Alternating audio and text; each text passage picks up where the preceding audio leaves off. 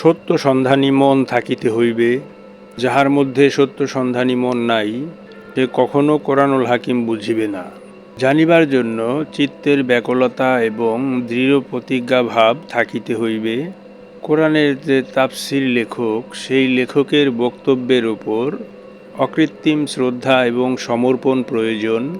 বক্তব্যের গভীরে পৌঁছাইতে হইলে পাঠকের মন মস্তিষ্কে আজ পর্যন্ত যাহা জমা হইয়া আছে সেইগুলিকে অস্বীকার এবং হীন মনে করিতে হইবে।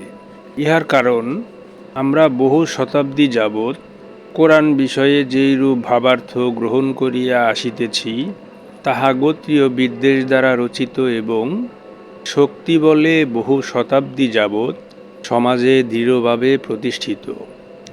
পাঠান্তেই কেবল সমালোচনা করা ন্যায়সঙ্গত হইবে। কোরআন একটি স্বয়ংসম্পূর্ণ গ্রন্থ। ইহার ব্যাখ্যা ইহাতেই রহিয়াছে। কোথাও কথার সংক্ষেপ, কোথাও সেই সংক্ষেপ কথার বিস্তার রহিয়াছে। মুমিনের জীবনের সকল কর্মকাণ্ড কোরআনেরই জীবন্ত অভিব্যক্তি। কোরআন গ্রহণ করিলে প্রচলিত হাদিস গ্রহণ করা যায় না এবং প্রচলিত হাদিস সত্য বলিয়া গ্রহণ করিলে কোরআন গ্রহণ করা যায় না।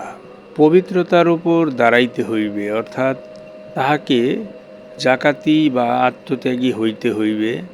কোরআনে বলিতেছেন, লা ইয়ামাসসাহু ইল্লাল মুতাহহারুন, অর্থাৎ পবিত্রগণ ব্যতীত ইহা কেহই স্পর্শ করে না অথবা করিতে পারে না।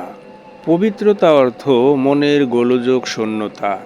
আমিত্বের উৎসর্গ তথা জাকাতের সাহায্যেই কেবল মনের পবিত্রতা সম্ভবপর হইয়া থাকে। মৌলিকভাবে মুহাম্মদ আলাইহি সালাতু ওয়াসসালাম এবং আলে মুহাম্মদের উপর আত্মসমর্পণ থাকিতে হইবে, কারণ আলে মুহাম্মদ সর্বযুগেই সশরীরে বিদ্যমান থাকেন। উক্ত সাতটি বিষয়ের উপরে যাহার আনুগত্য থাকিবে না, তিনি এই বই পাঠের যোগ্য নহেন বলিয়া বিবেচিত।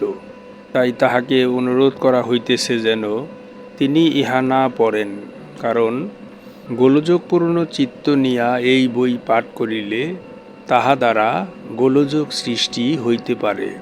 সত্যকে আলিঙ্গন করা সম্ভব হইতে পারে না। কোরআনে যেই শব্দের যে অর্থ, তাহার যথার্থতা সর্বত্র রক্ষা করিতে হইবে। বাক্যের মৌলিক দর্শন না বুঝিবার কারণে অনুবাদকগণ কোনো কোনো শব্দের যথার্থ অর্থ হইতে সইয়া গিয়া নিজেদের মধ্যে প্রচলিত পূর্ব ধারণা অনুসারে উহার শব্দার্থ গ্রহণ করেন। ফলত উহার মৌলিক ভাবার্থ বদলাইয়া যায়। ইহার একটি মারাত্মক গোলযোগ। শব্দার্থকে স্থান বিশেষে ইচ্ছামতো বদলাইয়া লওয়া যাইবে না। বিপরীত কথা বা আত্মবিরোধী কথা সমগ্র কোরআনের কোথাও আছে বলিয়া বিশ্বাস করা চলিবে না। সমগ্র কোরআন একই মহাসত্যের অখণ্ড একক প্রকাশ। সুতরাং সেইখানে বিখণ্ডিত ভাবের অস্তিত্ব অবান্তর এবং অসম্ভব।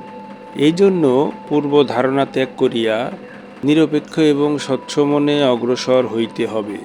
যে কোনো ব্যক্তির জন্য কোরআন বুঝিবার উৎকৃষ্ট পদ্ধতি হইল কোরআন না পড়িয়া আত্মিক সাধনার সাহায্যে বুঝিয়া লওয়া, যেমন বুঝিয়া থাকেন সত্যের সাধকগণ। সাধনার বিশেষ পর্যায়ে, যেমন কদর রাত্রিতে সাধকের উপর কোরআন জ্ঞান নাজেল হইয়া থাকে। এতক্ষণ যেই আলোচনাটুকু তুলে ধরা হলো, এটা মহান সুফি সাধক সদরুদ্দিন আহমদ চিশতি রহমাতুল্লাহ ওনার কোরআন দর্শন নামক তাফসির গ্রন্থে একদম পরিশেষে এই কথাটুকু তুলে ধরেছেন। মূলত উনি এটাই তুলে ধরেছেন যে কোরআনকে প্রকৃতভাবে বুঝতে হলে এই বিষয়গুলো অপরিহার্য।